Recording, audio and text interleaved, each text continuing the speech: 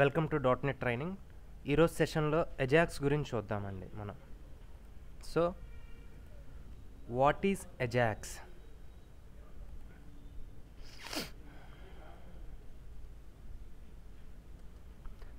ఎజాక్స్ అంటే ఏంటంటే ఎసింక్రోనస్ Java and ఎక్స్ఎంఎల్ని ఎజాక్స్ అంటారు. ఓకే, ఇక్కడ ఏంటంటే మనకి డాట్ నెట్లో ఎజాక్స్ ఎక్కడ ఉంటుంది, అసలు ఎందుకు యూజ్ చేస్తాం అనేది ఈరోజు సెషన్లో చూద్దాం. ఓకే, మనం ఎజాక్స్ అనేవి ఎక్కడ ఉంటాయంటే ఇక్కడ మీరు లెఫ్ట్ సైడ్ టూల్ బాక్స్లో చూస్తే ఎజాక్స్ ఎక్స్టెన్షన్స్ అనేవి ఉంటాయి. ఓకే, ఇవి నార్మల్గా వీడిచ్చినవి. ఓకే, పాయింటర్ అనేది does not use. Okay, next script manager proxy, timer, update panel, update progress, ఇవి వాడు మనకిచ్చిన కంట్రోల్స్. వీటి గురించి మనం తెలుసుకోవాలి. అసలు ఎజాక్స్ యొక్క మెయిన్ అడ్వాంటేజ్ ఏంటి అంటే it will reduce the overall page submission. అంటే ఏంటి అంటే సపోజ్ నేను ఒక వెబ్ ఫామ్ తీసుకున్నా. సపోజ్ నేను ఫర్ ఎగ్జాంపుల్ ఫేస్బుక్ అనేది తీసుకున్నా.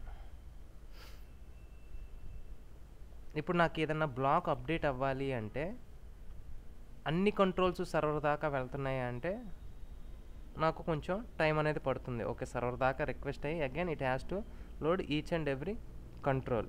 ఓకే, అలా కాకుండా ఎజాక్స్ వాడితే ఏంటంటే మనకి ఏ బ్లాక్ వరకు ఉందో ఆ బ్లాక్ వరకు మనం సర్వర్ దాకా పంపించవచ్చు, అలాగే we can get it back. For example ఇప్పుడు నేను ఒక ఫామ్ తీసుకున్నా. ఫామ్లో I will place A calendar పెట్టా. నేను దీన్ని సెట్ యాజ్ స్టార్టప్ పేజ్ చేస్తున్నా.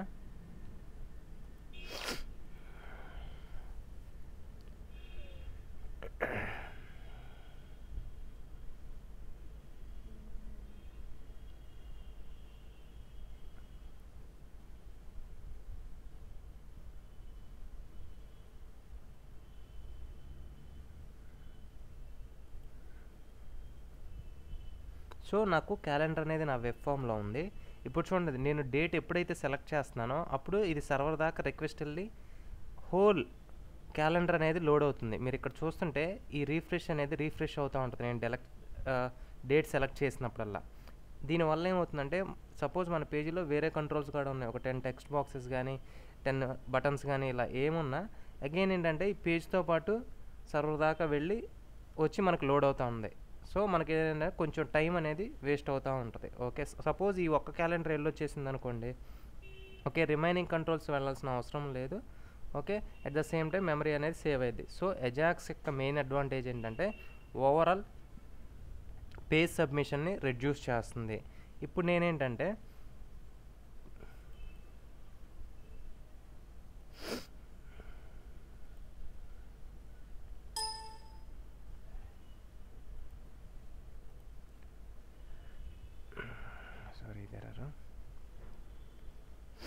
ఇప్పుడు నేనేం చేస్తానంటే ఎజాక్స్ కంట్రోల్స్ ఎలా యూజ్ చేస్తా.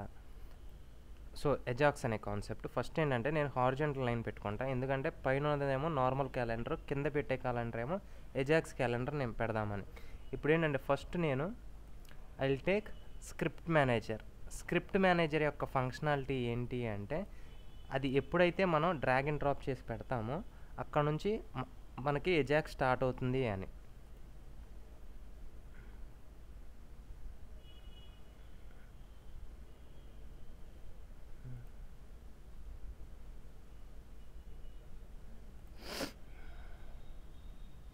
ఇక్కడ చూడండి, this control should be placed at the top of the Ajax extension toolkit controls after form tag. This enables Ajax technology is in your page.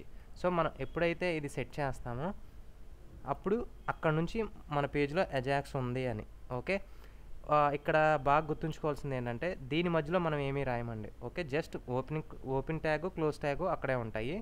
Okay, next ఏంటంటే మనం తెలుసుకునేది అప్డేట్ ప్యానల్. మనకి panel already previous క్లాస్లో చూసాం. Okay, panel ఏంటంటే container, దానిలో మనం controls అన్నీ పెట్టుకుంటాం, మనకు కావాల్సినప్పుడు యూజ్ చేసుకుంటాం.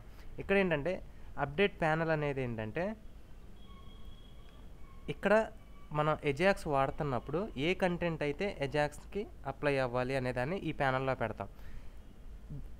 ఈ ట్యాగ్ లోపల ఏంటంటే 2 ఉంటాయి. కంటెంట్ టెంప్లేట్ ఒకటి ఉంటుంది, అలాగే ట్రిగ్గర్స్ అనేది ఉంటుంది. ఫస్ట్ కంటెంట్ టెంప్లేట్ అంటే మీరు ఏ కంటెంట్ అయితే పెడుతున్నారు అనేది ఇక్కడ ప్లేస్ చేస్తారు. సపోజ్ నాకు ఈ క్యాలెండర్ ఉంది, నేను ఇక్కడ ఒక క్యాలెండర్ తీసుకొచ్చి పెట్టా. ఓకే, ఫస్ట్ స్క్రిప్ట్ మేనేజర్ ఏమో నా స్టార్టింగ్ ఆఫ్ ద ఎజాక్స్ అని పేజ్లో. నెక్స్ట్ అప్డేట్ ప్యానల్ అయితే ఏంటంటే నాకు ఏ కంటెంట్ అయితే నాకు అప్డేట్ అవ్వాలో. Okay, this control contains the content which is to be updated in Ajax model on the post back. So నేను ఇప్పుడు ఏం చేస్తా, నా పేజ్ని రన్ చేస్తా.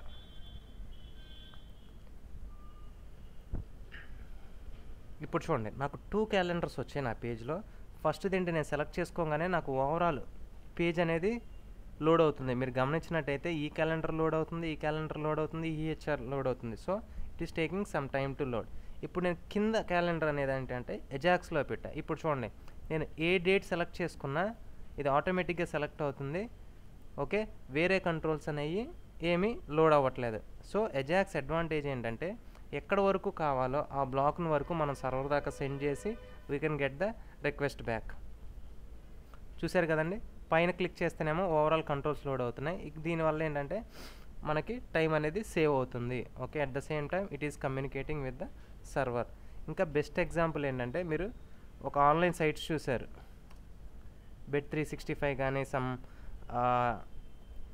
స్కోర్ క్రికెట్ స్కోర్ బోర్డ్ కానీ ఇవన్నీ చూసినట్టయితే మీకు స్కోర్ అనే బ్లాక్ ఆటోమేటిక్గా అప్డేట్ అవుతూ ఉంటుంది.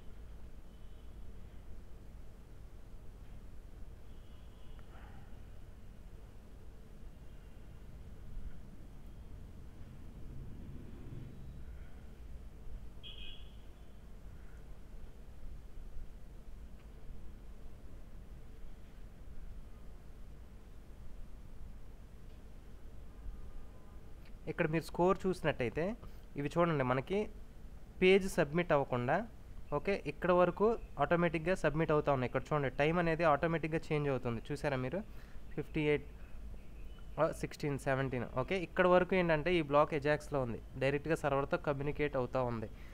ఓకే, ఏంటంటే మనకు ఓవరాల్ పేజ్ సబ్మిషన్ని రెడ్యూస్ చేస్తుంది. Okay, this is the concept of Ajax. Okay, మనం ఎజాక్స్లో ఫస్ట్ చూసింది స్క్రిప్ట్ మేనేజర్ అంటే ఏంటి, అప్డేట్ ప్యానల్ ఎలా ఉంటుంది. Okay, thanks for watching.